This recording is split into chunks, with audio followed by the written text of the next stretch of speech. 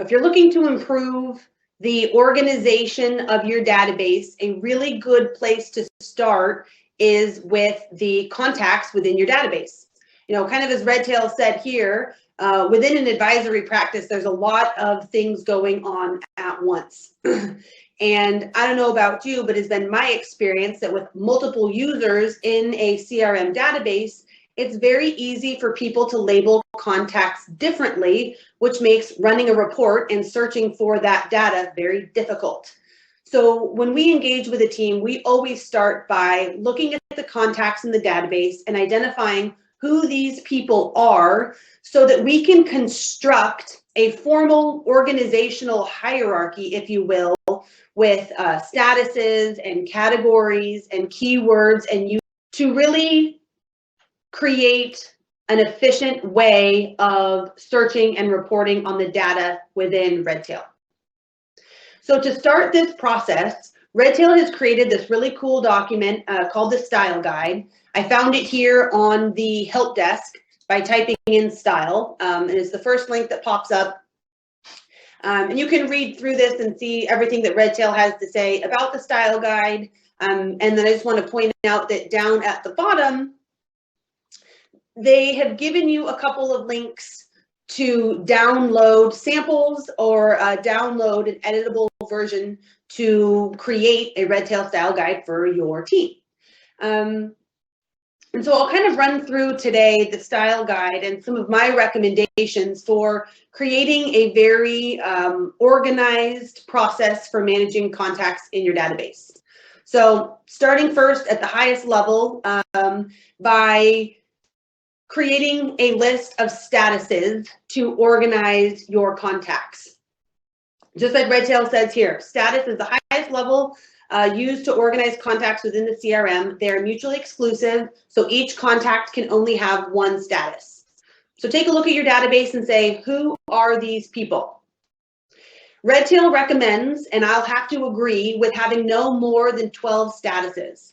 I found that to kind of be the sweet spot. 12 or less eliminates the possibility for a contact possibly being two statuses, so that, you know, your different team members, everybody's brains kind of work differently, and one person on your team isn't putting them in as one status and someone putting them in as another status, so that when you run a report, the data is askew. We want to try to avoid that by having very few statuses.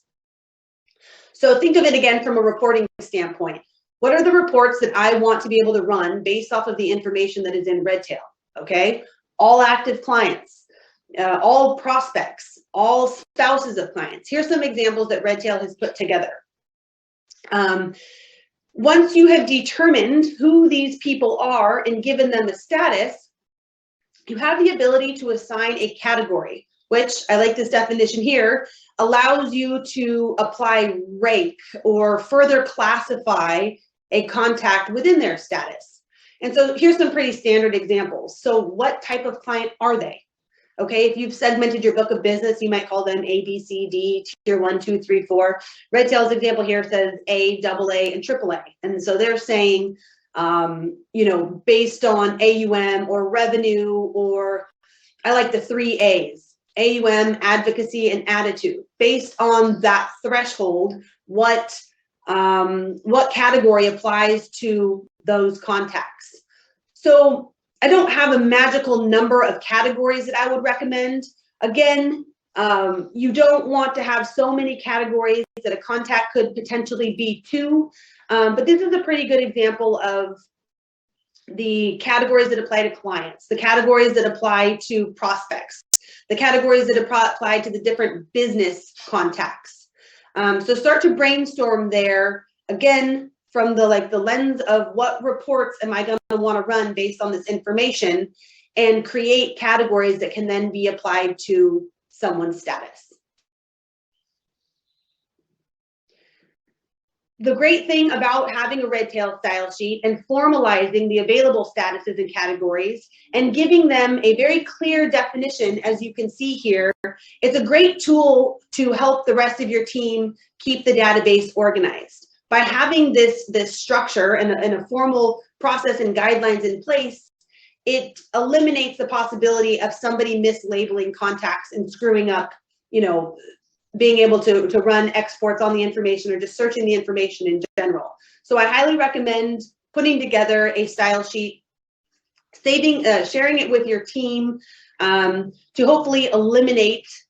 So if we move over to the database, I'll show you where this information lives.